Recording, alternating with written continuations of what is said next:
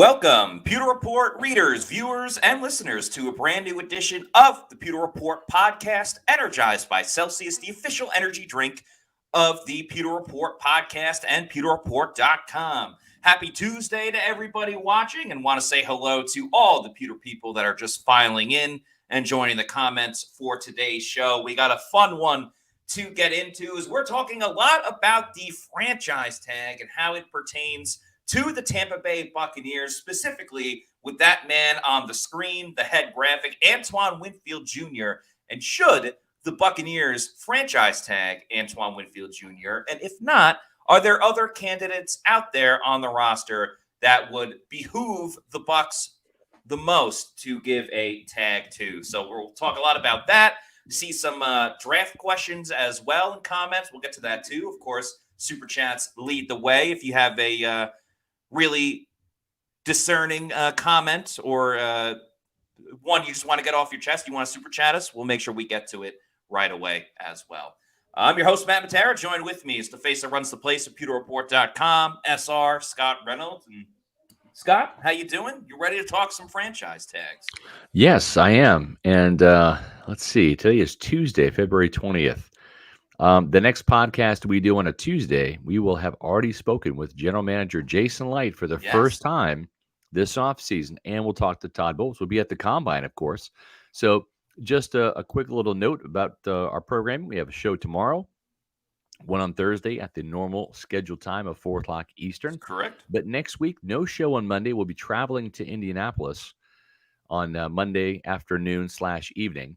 So our shows next week are going to be Tuesday, Wednesday, Thursday, and Friday. We will be live from Indianapolis, probably primetime shows because of the schedule. We have yet to receive the actual schedule for the interviews with the media, with the players.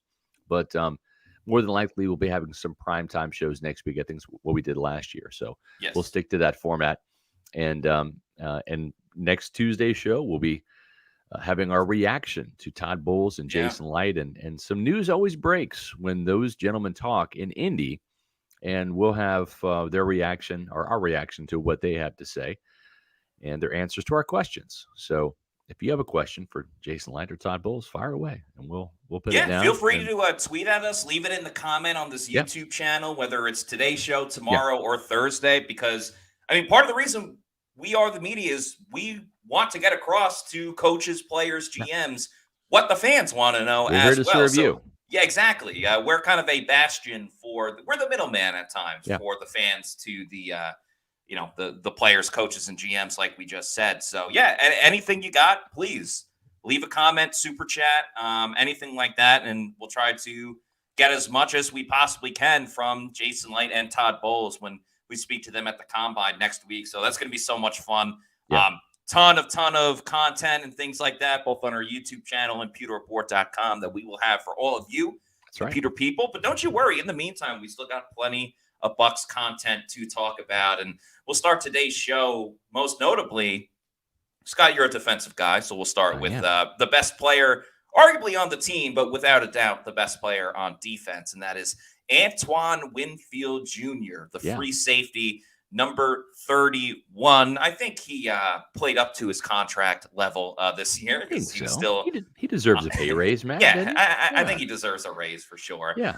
And that's the big domino to fall on the defensive side of things for the Bucs. Certainly Levante David, and not overlooking him and what he means to this team as well. But I think if you're talking about long-term future of the Buccaneers and even immediate future of the Buccaneers, it starts and stops with Antoine Winfield Jr. And that's what makes Antoine quite a notable and probably the top priority guy when you think of franchise tag for the Buccaneers. Antoine Winfield Jr. kind of stands out amongst the most of them of the roster, because I just see no world in which the Bucs can let Antoine Winfield Jr. walk out the door and play for another team next season. Yeah, he is the ultimate chess piece for Todd Bowles, right? He does so much, whether it's playing, the deep middle in a cover 1 or cover 3 scheme at center field, making game-saving touchdown, saving tackles, as he did. Go back to week 1. He had 2 tackles where Justin Jefferson was out the gate for a touchdown and twice, and he prevented touchdowns, whether it's breaking up passes in the end zone, as he did plenty of times, most notably at New Orleans on that deep shot to Chris Olave, or in Tampa against Drake London in the back of the end zone, or forced fumbles, 6, which led the league, or using him as a blitzer, right, where he had, half a dozen sacks this year. Mhm. So just an all-around great player. He's a tackling machine. I dare say, Matt, and I don't want to put words in your mouth, but if you agree with me, let me know. I think he's the best pure tackler on the team. I mean, his missed tackle rate is just bar none. And I think that he is the most sure tackler on this team, and that has a lot of value.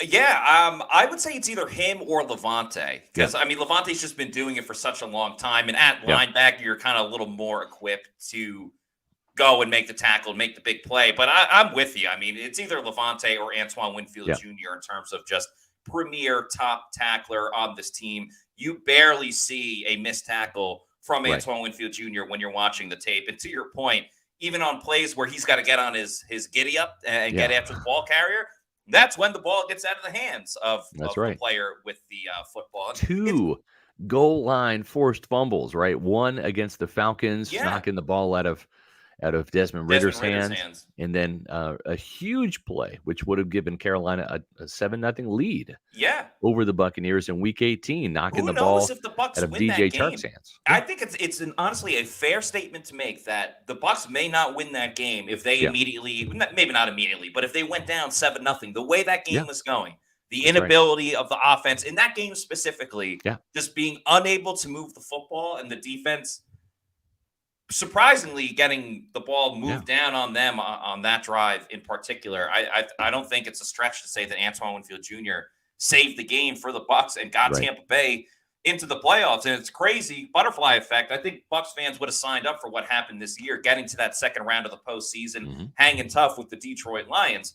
It is crazy to think, though, and I'm not saying that I wanted this or Bucs fans should want this, but what if Winfield doesn't make that play? Panthers end up winning. Todd Bowles gets fired. Now we got a new coach. Is Baker what is the Baker Mayfield discussion we're having now versus if Todd Bowles were to get fired and things of that nature? But it's all butterfly effect thing. You don't know from there. And the last thing I'll say about Antoine Winfield Jr. before we kind of talk about the franchise tag and him and the history of the franchise tag for the Buccaneers, as great as he was last season, I still think there is room for growth, for development. Taking the football away in terms of interceptions, I think is definitely an area that Antoine Winfield Jr.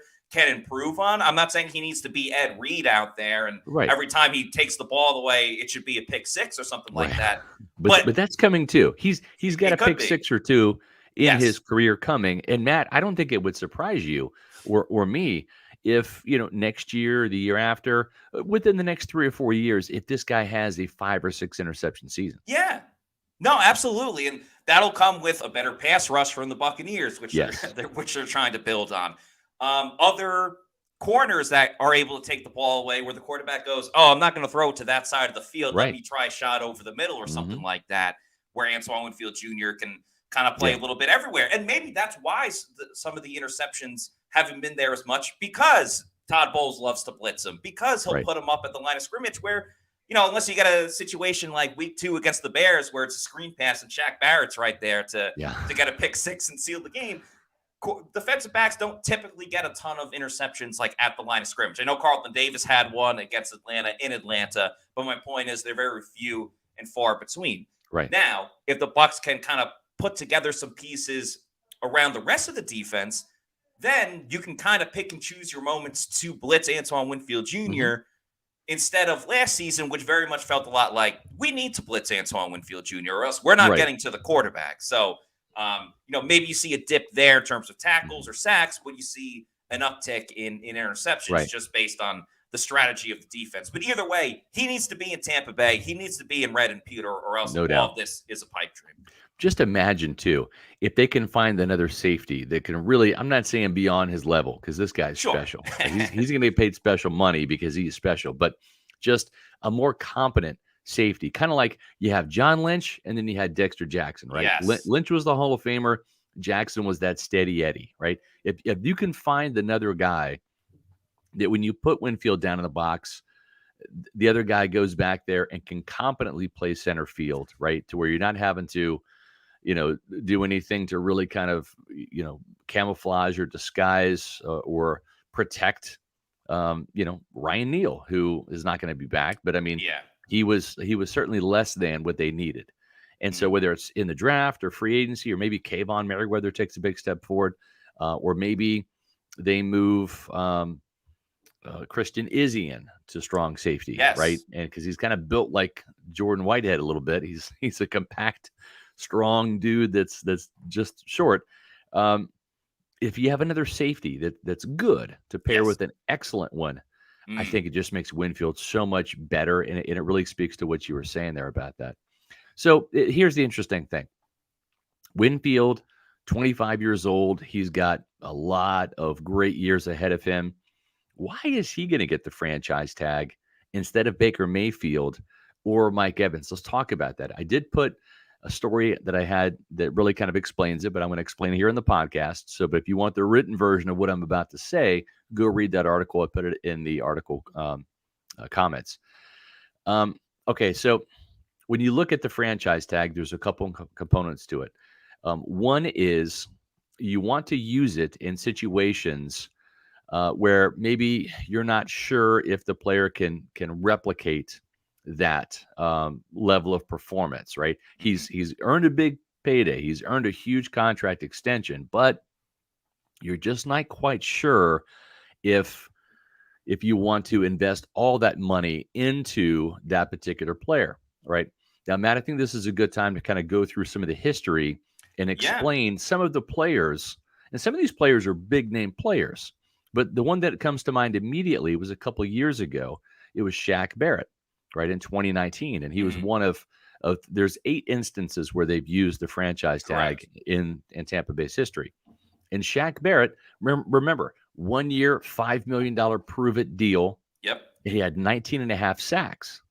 Well, the Buccaneers didn't expect he was going to get 19 and a half sacks the next season, but Mhm. was that an aberration? Was that a fluke? Was he going to go from 19 and a half down to 6 or 5, right? Yeah. So they wanted to franchise tag him and see what happened. Well, guess what happened in 2020? Yeah, the numbers dipped a little bit. I think he had 8 sacks during the regular season, but He there you see did. him in the Super Bowl, right? He was a terror in the Yeah. postseason with Aaron Rodgers getting sacked, Pat Mahomes getting sacked in the Super Bowl. And so then this team felt good, even though he was getting up there in his late 20s. I think he was 28 at the time. Mhm. They did sign him to that contract extension. So that kind of begs the question, well, gosh, Baker Mayfield would be the perfect candidate for that. So would Mike Evans, right? Mike Evans, he'll be 31 in August. Baker Mayfield Exactly. he'll be 29 in April. So why not give the franchise tag to one of those two guys? Because Winfield has got plenty of room to continue to grow, and his play Sure. is not going to drop off. He's just now entering his prime. But Mhm. let's go back, Matt, and talk about some of those players that did get some of those franchise tags throughout history, and then we'll tell you why it's going to be Winfield and not Evans or Mayfield right now.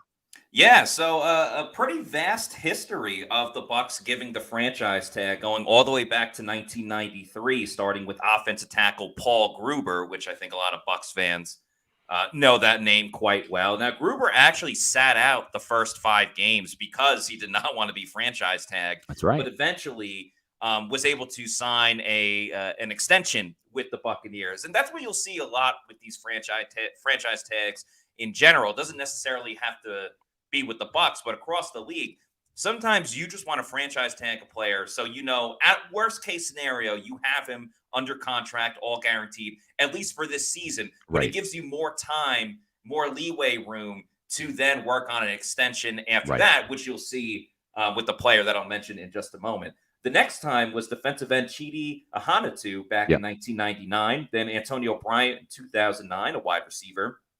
Kicker Connor Barth was 2012. And then, as you mentioned, Scott, Shaq Barrett was in 2020. His franchise tag was for $15.8 million, which kind of funny, too, that he was number 58 at the time, now Yeah. number 7, but got 15.8. And to your point, that season, again, franchise tags, kind of a prove-it deal for a lot of players, and definitely was the case for Shaq. Shaq in the regular season had 57 tackles, 11 tackles for loss, 8 sacks, like you mentioned, 2 forced fumbles, 3 fumble recoveries, and a safety as well. Right. Now, with those numbers, you go, I don't know what type of contract I want to give Shaq Barrett. But the playoffs is when he really turned it on. A little bit of a slow start against Washington and the Saints, didn't record a sack. But that NFC Championship game against the Packers, he had 3 sacks on Aaron Rodgers and the Green Bay Packers. In the Super Bowl, had 1 sack, but his stats, I'm telling you, Bucs fans, if by some crazy chance you did not see the Super Bowl, the stats do not do justice of what Shaq Barrett and Jace Pierre-Paul did in that game against the Kansas City Chiefs. He had over 10 pressures in the game. They never call holding penalties on the Chiefs, but was in a lot of situations where they probably should have called holding, just harassed Patrick Mahomes from beginning until end. So even though he had 1 sack, it might as well have been like 5 or 6 because he was that dominant. And it was that playoff performance, the NFC Championship game and the Super Bowl, that really made Shaq Barrett his money. He ended up signing a 4-year, $72 million deal that offseason. So 2024, this upcoming season, would be Shaq's last year with the Bucs, but obviously that remains to be seen coming up. The last 2 franchise tags, came with the same player, Chris Godwin. So the 2021 season, his franchise tag was for $15.9 million. And had a great season that year, but unfortunately it ended with that ACL injury against the New Orleans Saints. But up until that, he was out of control in all the right ways. 98 catches, 1,103 receiving yards, 5 receiving touchdowns, and 1 rushing touchdown. This was all in 14 games. So he had a couple more games, already broke 1,000 receiving yards, would have got 100 catches on the season if not for the injury. But because of that, it was remarkable because even though he missed the last 3 games of the season, Mike Evans couldn't catch him in terms of yards or catches. Insane, right? And so just project those numbers out. And Evans had 1,000-yard season that year, right? He extended his streak. And he led the team in touchdowns. That's what he does. But Godwin, from a production standpoint, catches, yards, and for him, having 6 total touchdowns at that time with 3 games left, that's pretty good. Yeah, no question about it. So then the next season, that's where the franchise tag to then get an extension really came into play. So they used the franchise tag again on Chris Godwin for the 2nd year in a row. However, he did not play on the franchise tag. Him and the Bucs agreed to a 3-year, $60 million deal, which at the time, again, I think looking back on it, I still think it was a good deal. Seemed a little rich when it was done. Right. But it's just like navigating what he went through with the torn ACL. You don't know how he's going to look after. You look at some of the other wide receiver contracts that players were getting. I think Mike Williams was the other big receiver that got a payday at the time. And like, no offense to Mike Williams, but I'm taking Chris Godwin even post ACL surgery. I'm taking Chris Godwin every day of the week and twice on Sunday over Mike Williams. It was so funny because after he was tagged, then they came together quickly on his contract extension. And at first you're like, wow, man, $20 million a year. And then like a week later, like 3 other deals had been done for receivers. And you're like, wow, Chris Godwin was a bargain, right? It's funny how the narrative flipped because you had so many of those receivers just like leapfrog Chris and the others and really kind of ascend up there. So so the Buccaneers have used it in multiple ways. They've made players use that season. And I think because of the fact that have either drafted or acquired players in free agency that are good dudes, they have not had that franchise tag holdout, except for Paul Gruber way back in the day. Right. Every other player that has been tagged has played on it. And then you've also seen, as you just mentioned, Matt, where it's used as a placeholder. It's we don't want to have to give you the franchise tag again because then we're paying 120% of what the franchise tag was, because if you tag the same player in back-to-back seasons, it really escalates the next year. And that's to protect the player from teams just continuing to franchise tag their best player with 1-year deals and not really give them the benefit of the long-term contract Right. extension with the guaranteed money, et cetera. So that's a mechanism put in place to protect the player. You saw that with Kirk Cousins a lot, like in Yeah. the beginning, at the end of his Washington Redskins regime before he Yep. went to the Vikings. He just got franchise tagged like year after year. Yeah. And but you can't franchise tag him so many years. Right. Yeah. So why Antoine Winfield Jr., who's 25, compared to some players that there are some questions about, right? Baker Mayfield, was that his best season last year? Or is this going to be a consistent benchmark, right? Or can he elevate? Can he get 35 touchdowns and 4,500 yards, right? Or is he going to regress? Right? Was that the best season he's had? And you look at his up and down kind of mercurial career, and maybe you have some hesitation. Gosh, one more year, Baker. Show us what you can do. One more year. You feel much better about that. Mike Evans, right? 30 years old, had a fantastic year, had to play on his last year of his contract, wasn't really happy about it. But Matt, as you've said over and over again on this podcast, handled it like an absolute pro. Yeah. Didn't whine, didn't complain, went out there and balled out, right?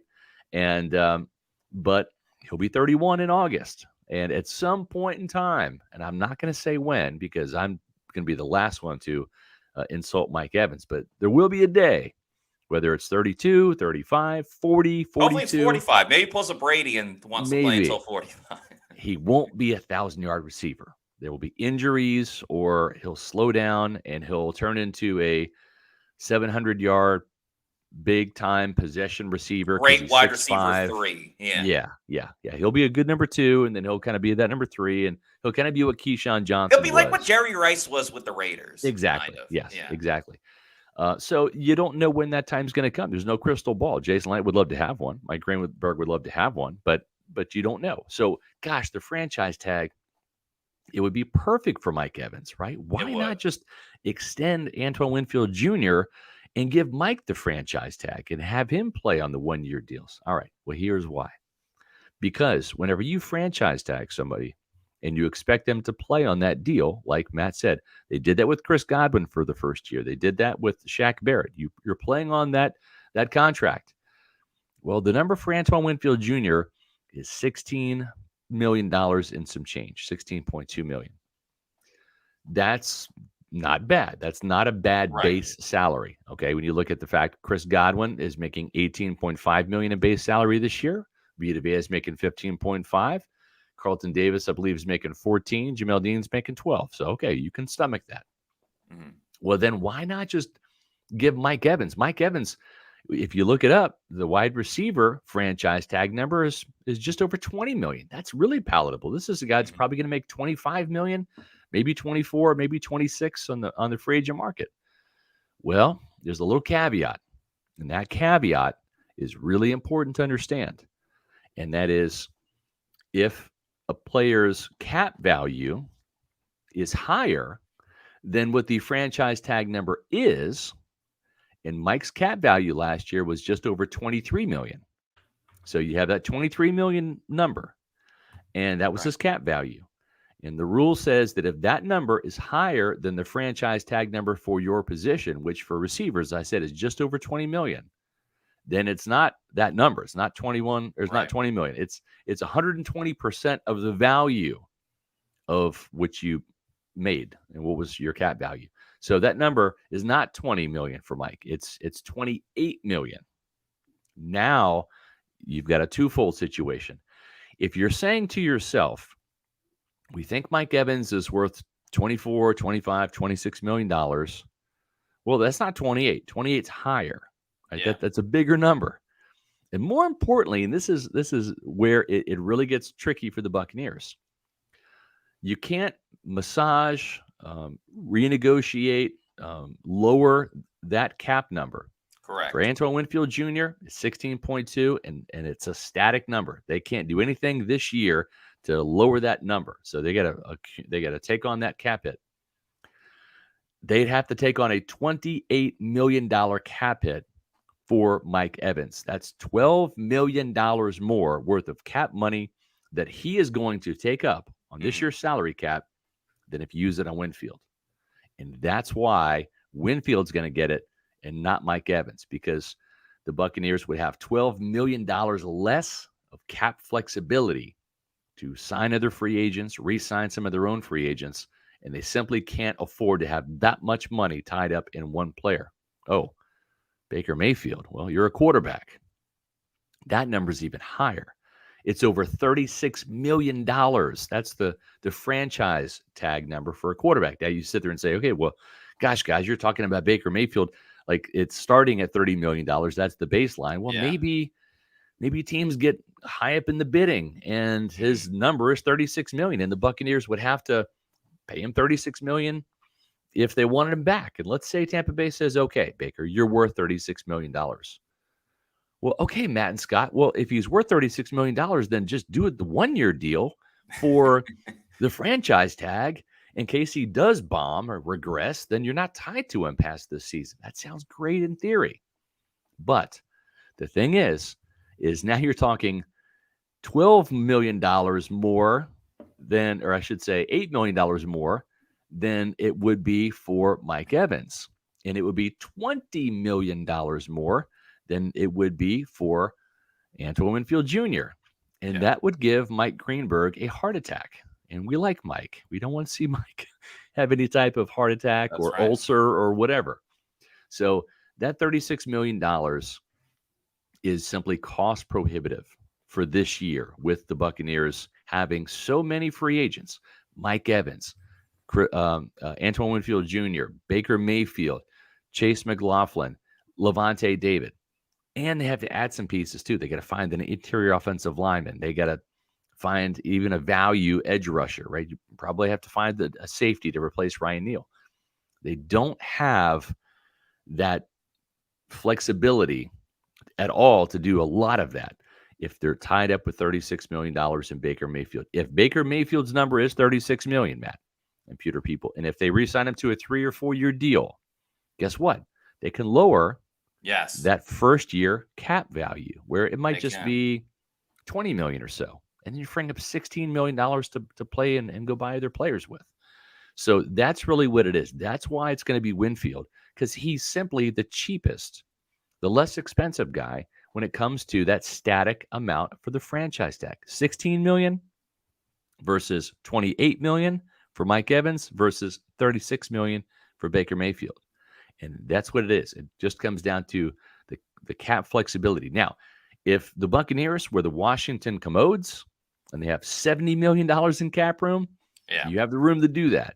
But not this year, with the cap not being as tight in Tampa as it was last year, but not being fully available like it will be in 2025, 2026, when some of this dead money falls off. Yeah, and I think it's more of, because even compared to other teams around the league, the Bucs are in a pretty solid financial space. You know, they're definitely not starving like they were last year, but better than the Saints. Better than the Saints, that's for damn sure. And it's one of those things again this season where the main objective is re-signing their guys versus, wow, let's go get that new guy because that's all we need to finish this entire product of the team. So it really just comes down to a law of averages of finances, expenses, long-term look as well, because I would not be shocked at all if the franchise tag goes to Antoine Winfield Jr., but he doesn't play on that franchise tag. An extension. I think that's the most realistic scenario that you can see with Antoine Winfield Jr., where with Mike Evans and Baker to a degree, but I think more with Mike, even though he deserves more respect, credibility, and patience with this whole thing, I would put Mike Evans in that same category of what they did with Jamel Dean last year and Levante David to a degree, and Carlton Davis the year before of, Mike, we want you back very badly. We just don't want you back for $35 million. So we're going to cross our fingers and hope. Get your number. Bring it back. Go get your number. And let's hope that teams are only going to give you $27 million or something like that. And we can work with it and bring you back next season. And then with Baker. I'll just say this real quick. The thing is, too, is sometimes when teams don't have good relationships with those players. Look at Gabe Davis right now. Gabe Davis going buck wild on Instagram about leaving the Bills. Yeah, you're not seeing that with any Buccaneers in Tampa outside of Devin White. And he's not going to be, coming back anyways, right? So, But Mike Evans and Baker Mayfield, they want to come back. They want to play together again. The Bucs want them back. Jason Yeah. Light has tremendous relationships with both of them. So does Todd Bowles. So does Mike Greenberg, the Bucs cap Jedi. And so when you have that mutual respect, that trust that, hey, we want you back. And you know Yeah. what? Go get your number. And if it's higher than what we may think that you might be worth, then you know what? Put us in the predicament. Put us in the Yeah. predicament where we have to ratchet it up a little bit or match that offer, right? But give us that opportunity. And so, but some teams don't have that relationship, so they have to use it like handcuffs. Oh, you're not getting away. Right. Yeah. We're going to lock you down, and the player doesn't like that. And that's sometimes where you see those holdout situations when players feel handcuffed, where they want that contract extension, they want that guaranteed money for more than just 1 year. They want the security. Maybe they want to buy a house and they want to start a family, right? And they want a commitment, like, hey, I want to put some roots down in Tampa, but I got to find that if I'm going to be here more than 1 year, right? Yeah. So, but the relationship is what matters. And Mike Greenberg has fantastic relationships with all the agents across the league, some better than others, but he can get deals done. Yes. And Jason Light has got that personal relationship. I mean, Mike Evans is the first player he ever drafted as a general manager back in 2014. Baker Mayfield got the opportunity to start in Tampa, and there wasn't a lot of starting opportunities around the league last year. And Jason Light gave him that. So with those two players, you do cross your fingers a bit, but you trust the process. You let them go get their number and then say, bring it back to us before you sign, and we'll see what we can do. And that speaks a ton to the respect that all the Bucs players have for Jason Light, Greenberg, and things like that, but also the respect that Light and Greenberg and then the whole front office, Jack Davidson as well, that they have for the people with them, because they do get along, and the players and coaches as well. They do get along, and typically, I think you make a great point. Like, outside of Devin White, no one's really caused a stir or a controversy with their contract for many years since Jason Light has been in charge. And I think part of that too is that there is a history, there is a precedent going back to Shaq with the franchise tag and Chris Godwin with the franchise tag, that typically Jason Light, that whole group, they take care of their guys one way or another. Like, they'll say, oh, we got to give you the franchise tag, but we want to pay you the money that you were earned, obviously, and deserve, obviously, within the realms of the salary cap as well. But odds are that, and again, going back to 2021 in that offseason, after they won the Super Bowl in 2020, being able to re-sign all of their guys, that's really difficult to do. But the relationships that they have with these people, taking care of their guys, I think is really important. And more people, more players around the league probably see that than I think a lot of people realize. So, it's a big reason why players want to come to Tampa. Right? It's not just Raymond James Stadium and the grass surface, which is one of the best in the league. It's not just the weather. It's not just the no state income tax, which Mike Greenberg loves because it helps him in negotiations, right? And it's not just Todd Bowles, who's a player's coach, and they genuinely like Todd, maybe even more than the fans do, but they like playing for Todd. It's the culture that's been created, and it's really starts at the top with Jason Light. He really does a good job of making sure that the players feel welcome. And I think, Matt, it goes back to what you were talking about with Chris Godwin. Remember, they gave him the franchise tag after he tore his ACL, right? And then they gave him the long-term extension. Even though he was rehabbing a torn ACL, they gave him market value, $20 million a year when they for a player. They didn't have to. And other teams would say he's not worth the risk. We're not going to do that. We'll let him go. Maybe have him come back and re-sign for cheaper. But they franchised him, and then they did that. Other players see that, and they say, that's Jason Light taking care of his guys. That's Mike Greenberg and Bruce Arians at the time, now Todd Bowles, taking care of their players and trusting the players to rehab, do the right thing, be worth the money. And that speaks volumes. And that word travels around the league because agents see that, whether they have a player on Tampa's team or not. They see that. Players see that. They talk. I mean, we just saw Sauce Gardner try to, recruit Mike Evans. Recruit Mike Evans, right? So whether it's social media or text or whatever, they see that, and you just build a great reputation for the Bucs are a team that you want to do business with. And so that's why I know there's a lot of hand wringing yesterday about, gosh, they didn't get deals done, and this salary cap dead money is out there now. Well, they either have to pay it this year or kick the can down the road again, and it's going to affect the Bucs salary cap this year or in future years. So again, the Bucs are saying, all right, we're not going to have $80 million worth of dead money. We might have over $20 million this year, but we can take it. But more importantly, let's not feel under the gun to get a deal done now. Let's do the right deal, not a hasty deal. And last thing I'll say is look at the last couple of off seasons where you're worried about, are they going to re-sign this guy or how do they bring back that guy and what are they going to do at quarterback? Year after year, they figured it out and they've gotten the job done. So just trust Jason Light and Mike Greenberg, Jack Davison. Trust them the way that I would implore everybody to trust Celsius Energy Drinks as the best energy drinks around. Of course, they are the official sponsor of the Pewter Report podcast. And the newest line they have out is the Celsius Essentials, which are bigger cans, larger than your regular size. So they are carrying 270 milligrams of caffeine to help you live fit.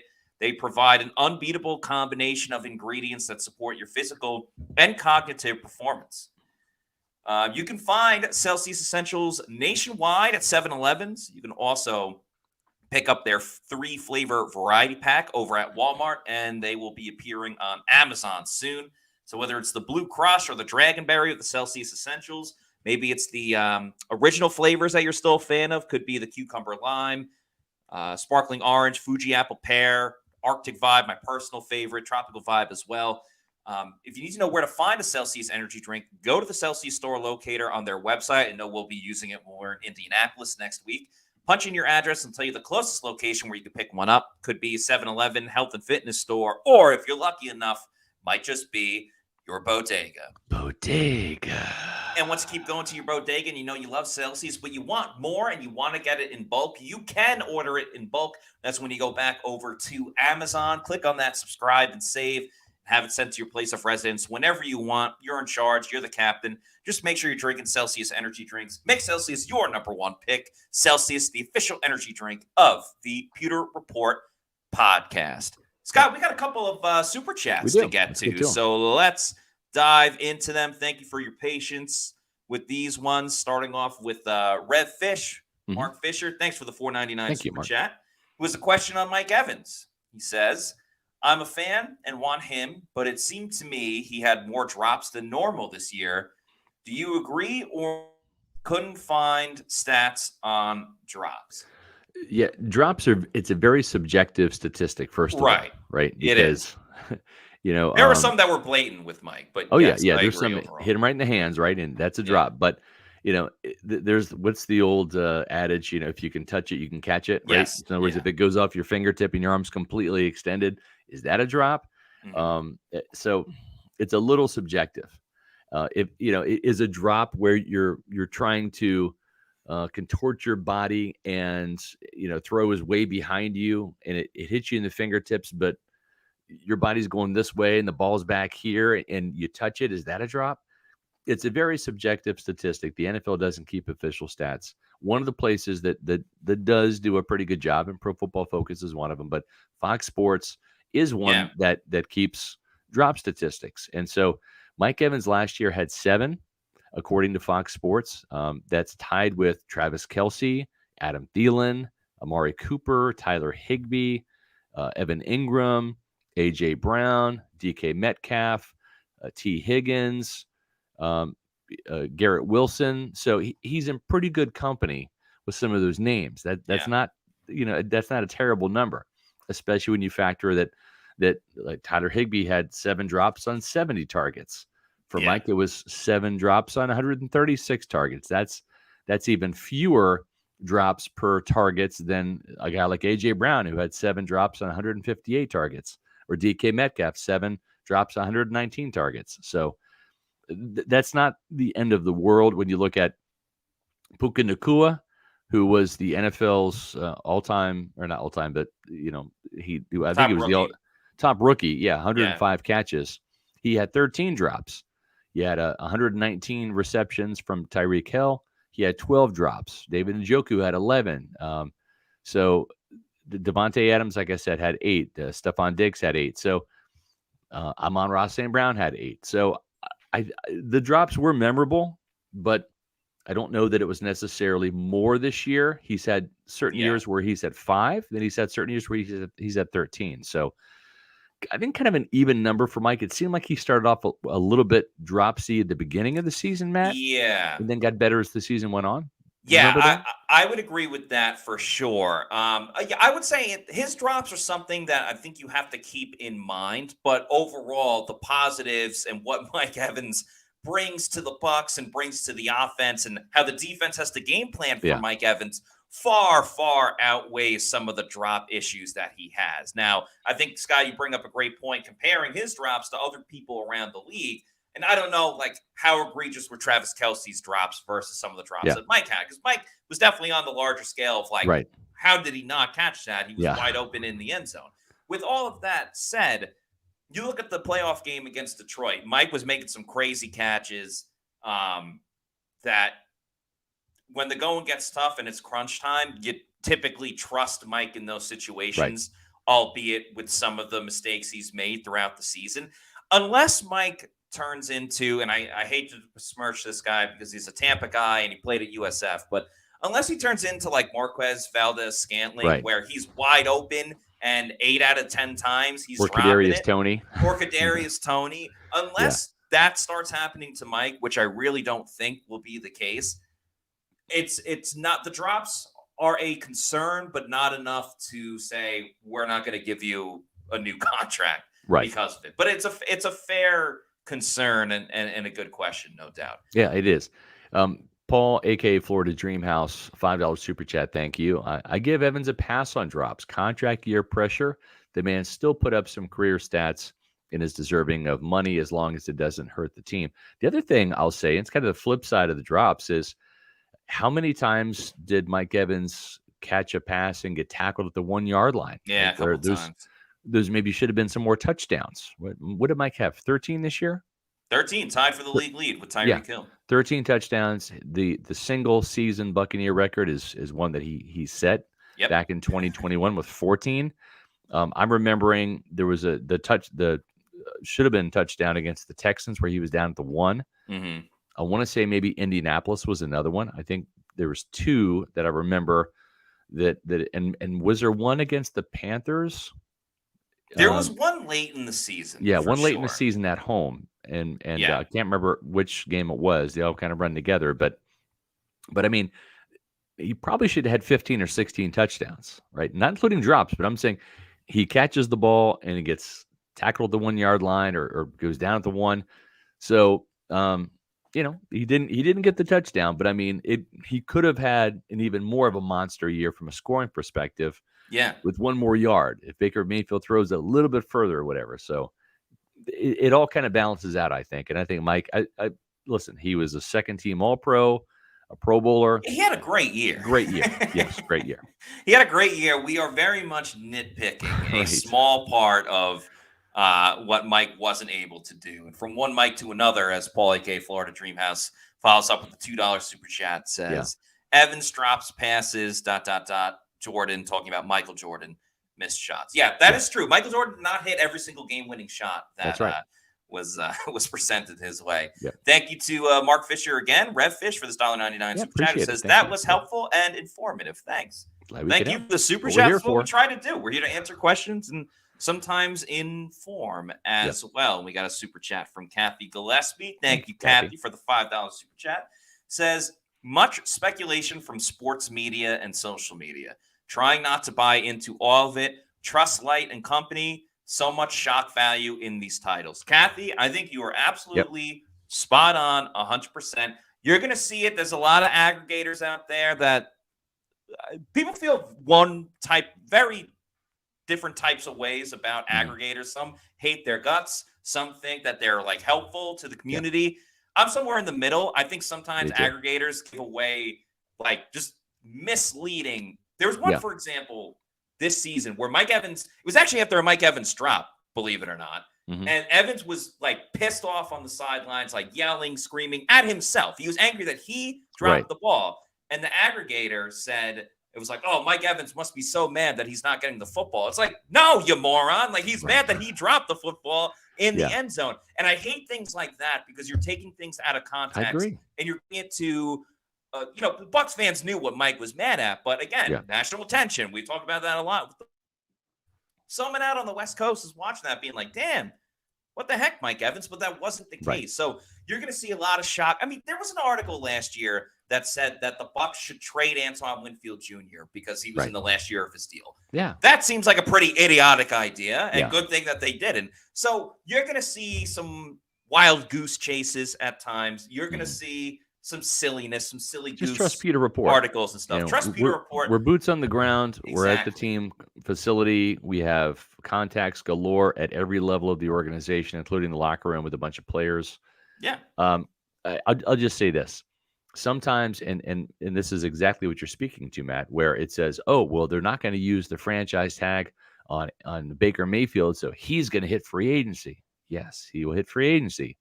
Doesn't mean he's going to leave. Okay. Right. It's a big difference.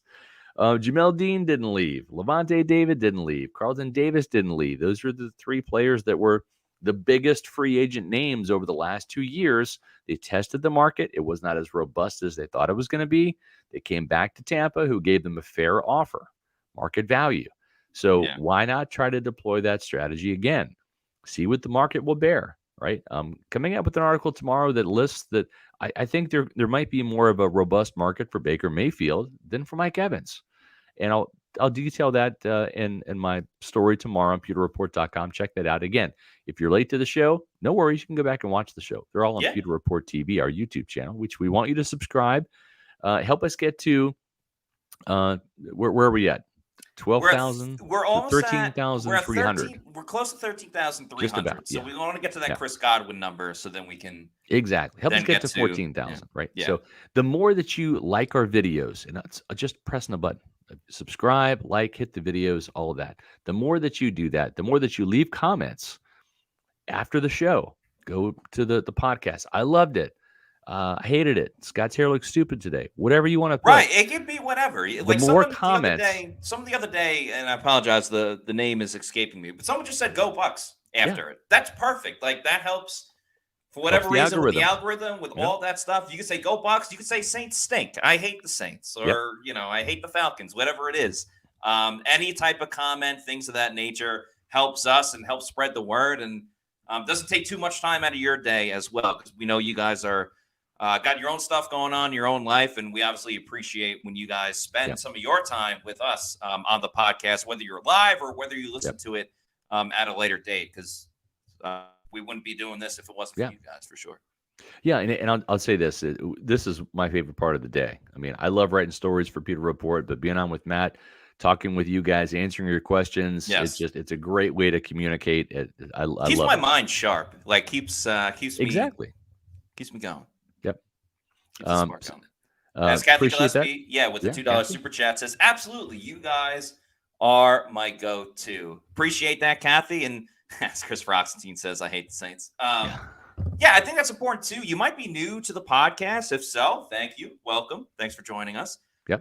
We do this all year round. I know there's not football playing right now, and that saddens me, as it should sadden you as well, the Pewter people. But yeah, I mean, as soon as the season's done, then bam, it's free agency. Who are they re-signing? It's the draft. Who are they going to take this year? We were just in Mobile, Alabama a week or two ago. We'll be at the Combine next week. So the gears just shift a little bit. There's still podcasts 4 times a week, except for occasional holidays and things like that. This is the team building part of it, right? This is where, where the Yaya Diabis get discovered, right? And then drafted, the Kalijah Kansis, right? The Cody Mauks.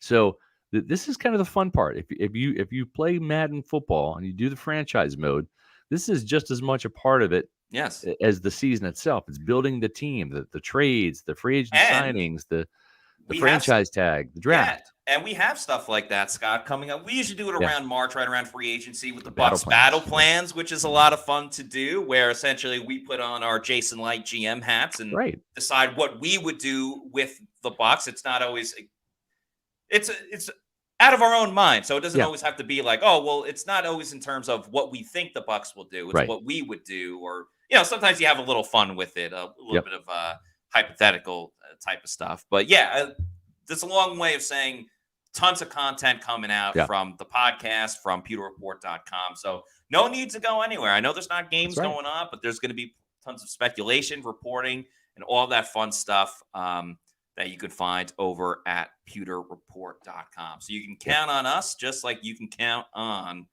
mybookie.ag if you want to bet on all the latest sports. I know football season's done, but the NBA is about to start their second half.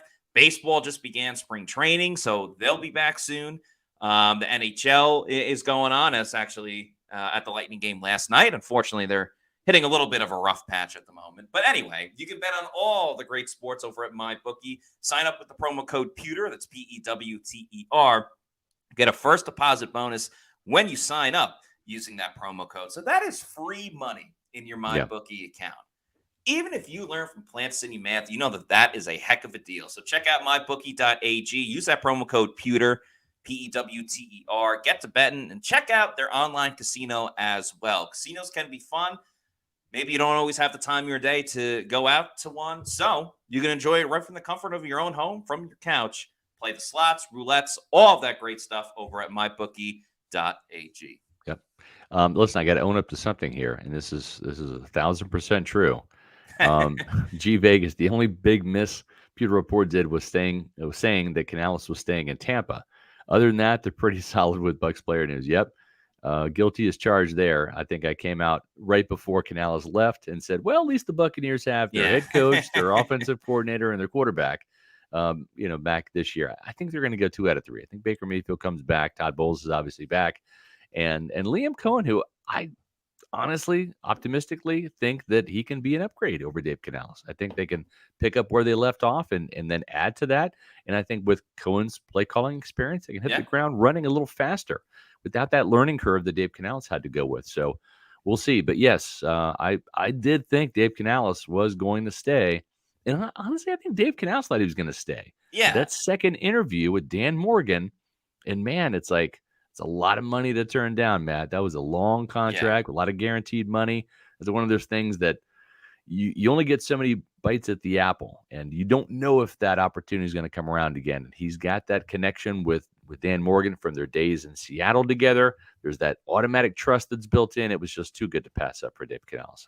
And I listen. wish No one's going to be right 100% of the time in these predictions, projections. Yeah. We didn't go undefeated picking every Bucs game. That's right. Yeah. Yeah. We didn't pick every player that the Bucs drafted, but we got most of them. Yeah. So, but damn right. That's why you come to Pewter Report, people. Exactly. Any take on Bruce Arians' quarterback scouting? Yes, that's an area that Bruce Arians knows very well. He's the quarterback whisperer, and he has been doing a lot of the scouting on these college quarterbacks in case the Buccaneers want to take one. Whether Baker Mayfield comes back or not, they might have to move on from Kyle Trask if he wants to go elsewhere and say, I've been here for 4 years in Tampa, I haven't got my shot, so let me go somewhere else. Well, you need another quarterback in the hopper, and there might be a guy worth drafting that will be that successor. And you've seen it a couple times. Alex Smith in Kansas City, they draft Pat Mahomes, right? Mahomes sits and then plays really well. You saw that with Aaron Rodgers in Green Bay. They draft Jordan Love, he sits, then all of a sudden, Jordan Love gets his opportunity. Pretty good quarterback too. So maybe the Buccaneers do that this year. They draft a quarterback, give Baker a couple more years, and then they move on and let the new guy that is going to be scouted by Bruce Arians. We'll see if that's the way they go. We have the Bucs taking a quarterback in our latest mock draft. Actually, we've had taken a quarterback in both mock drafts. But there'll be a new mock draft after the combine too. So stay tuned to that. Yeah, it will be fun. By the way, I want to give a shout out to Caseo Talk Sports. First time watching the show. So that's what I was talking about before. You never know who's going to be new watching the show. So welcome. Hope you are enjoying and hope you stick with us for this ride of the offseason as we work our way to the draft and everything. Big Al says, had a drink of Fantasy Vibes Celsius, still being here at work since 6 in the morning. God bless you, man. That's Hey, good for you, man. Getting through, and hopefully we can help you power through that work shift as well. For sure. Let's see. This would probably be a good time. No easy segue, so we're just going to jump into it. But listen, folks, you know the drill by now. I mean, Eric Gross and the Eric Gross Group. If you want to trade in your mortgage, that's right. It's the off season, so maybe it's time you trade in your mortgage for a new one, maybe a new house. Well, Eric Gross and the Eric Gross Group, they're the ones to turn to. That's Eric and Caitlin Gross. They can be your realtors. They're the official realtor of pewterreport.com. And I invite you to check out their website, housesinfla.com. That's right, housesinfla.com. It's a great website with an awesome layout. You can check out their inventory, check out their latest open houses, and you can also find them on social media, Eric Gross Group on Instagram and Facebook. Highly recommend the Eric Gross Group because it does take a full team effort to win in football, just like it does in real estate. And their clients are not just transactions, they're lifelong friendships. They don't let the stress of buying or selling a home keep you out of the game. Let the Eric Gross Group take the pressure off. Give Eric a call at 513-907-4271. That's 513-907-4271, or visit housesinflorida, that's FLA.com. No matter where you are on your home ownership journey, you're going to feel welcome with the Eric Gross Group. That's the official realtor of Pewter Report.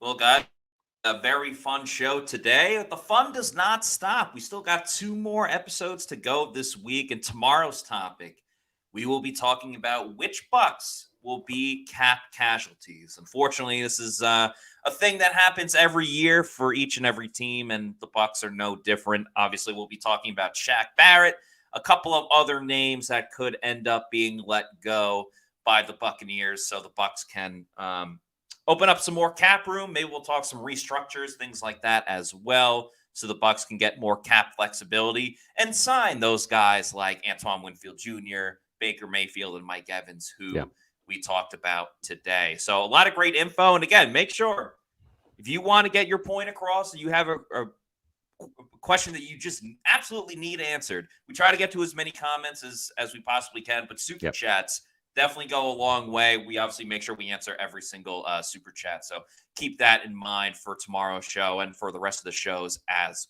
well. But in the meantime, if you're not already doing so, please follow us on our social media on X, Threads, Facebook, and Instagram. We are at Pewter Report. And then, of course, our YouTube channel, which you're on right now, is Pewter Report TV. We got various different clips from the podcast. We always got stuff from the Bucs facility when we're there. Had great clips from the Senior Bowl. We'll have even more from the Combine coming up, especially with getting to talk to Jason Light and Todd Bowles. Of course, all the prospects there as well. So a lot more content coming up over the next few weeks, really for the whole year, and not much changes with your Bucs content. So make sure you follow us on all of our social media. That's going to do it for us on today's show. Another fun episode. So for Scott Reynolds, I'm Matt Matera saying thanks, everybody, for watching. And we'll see you tomorrow at 4 p.m. for another edition of the Pewter Report podcast. Out.